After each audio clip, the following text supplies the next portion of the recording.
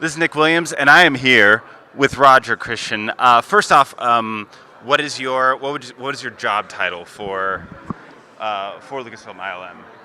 No, not ILM. Oh, yeah. I'm the Academy Award-winning set decorator for Star Wars, which I had to create the lightsaber, the user universe, everything, and I was second unit director on Return of the Jedi and on The Phantom Menace with George as well. It's wonderful, and of course, you see here the lightsaber that is so iconic, and something that I grew up with, and for me is like that is Star Wars. Could you tell me the process of what you went through to create this epic iconic?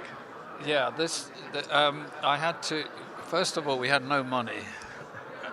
There was no budget because there was no belief in this film would ever get made, and I had no time.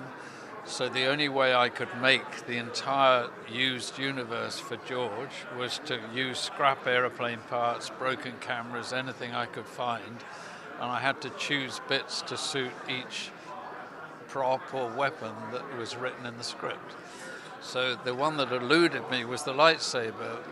We had 6 paintings by Ralph McQuarrie, and there was no illustration of a laser sword, as it was called in the script. So, and I knew this would be very special because I grew up with King Arthur and Excalibur and Kurosawa's samurai movies.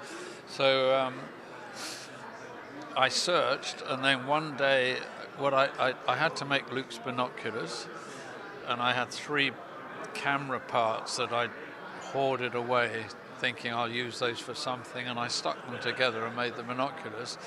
And I thought, to make it look like what the audience would understand what it was, I'll stick 2 camera lenses on the front.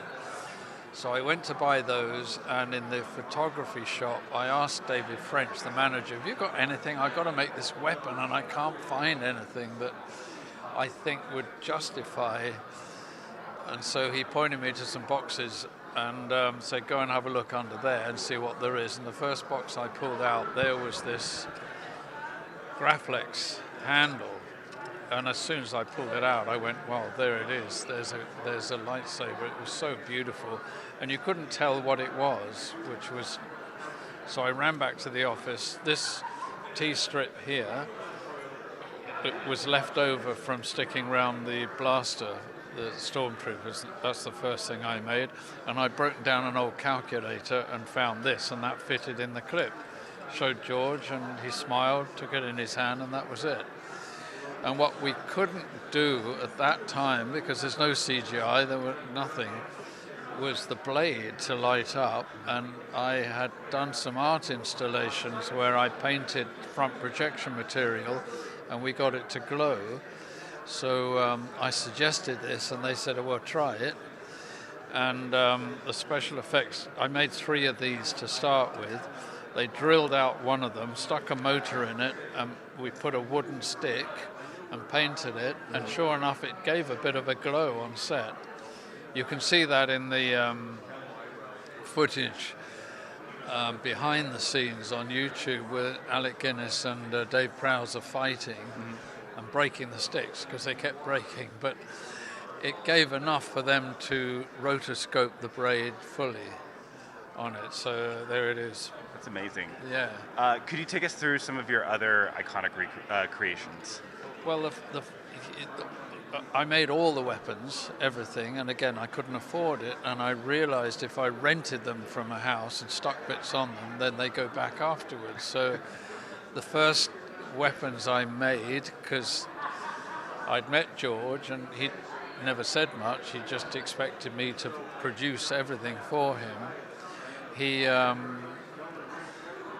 I decided the weapons in science fiction movies I hated before this, so I went to the gun hire place, and the owner knew me very well, gave me a spot in the corner, and I thought, okay, I'll make a blaster because I love the Sterling submachine gun, and that was the first thing I ever did, and stuck this T-strip, and then digging in their boxes I found these night sights and gun sights from old army surplus, stuck those on, thought that looks cool, and then George said, Han Solo is like, we were making a spaghetti western in space, and basically he was a cowboy in space. So I found the Mauser, which I loved the shape of, and I thought I could use it just like that, but I stuck the same sights on the top and a bit on the end.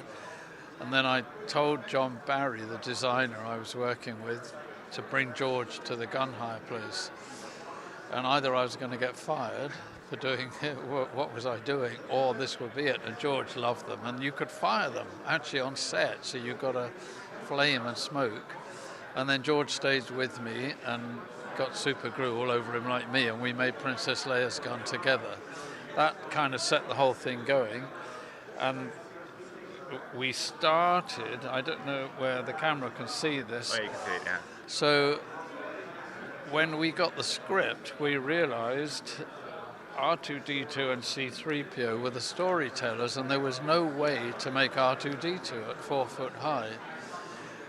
There was no way to do it in those days. So that John Barry had Les Dilly and I make a mock-up around Kenny Baker to see if we could get him to walk, because if we couldn't, then there was no movie. Mm-hmm. So we built that around Kenny Baker, because we had no money and they wouldn't give us any money then. There was not any finance for the movie. George was paying us from his own money.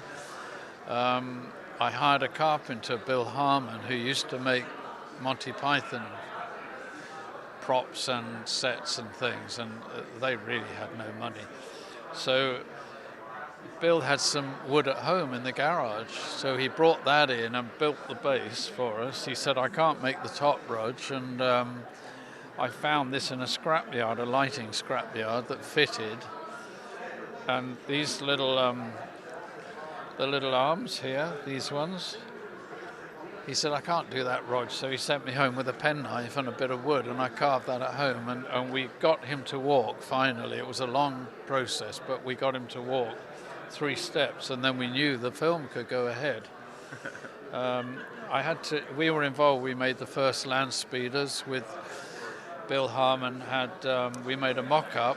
He had some wheelbarrows at home, and we took 3 of the wheels and made a mock-up with polystyrene and plywood. Got the size of that right, and then I had to do everything, every set, every weapon.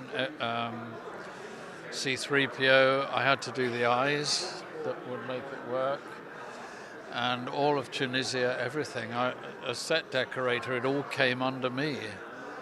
That's amazing. I mean, everything's iconic. You know, growing up with that, like everything that you've created has been, become such that world building aspect. Right.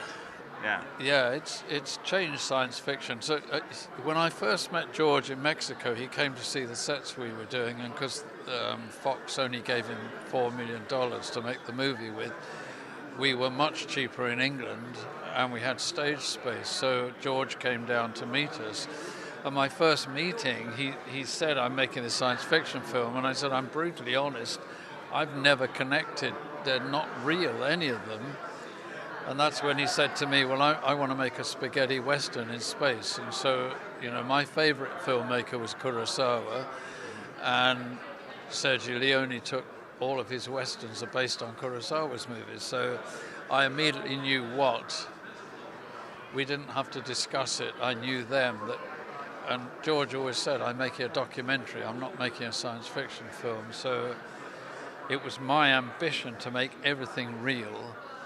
And I think audiences believed in science fiction for the first time when we made Star Wars, and I think that was the difference with it. Certainly, that's what my ambition was. And it's lived on, and it's created such a big universe. So again, thank you for talking to us. It's been a pleasure, and I'm a big fan. Thank you.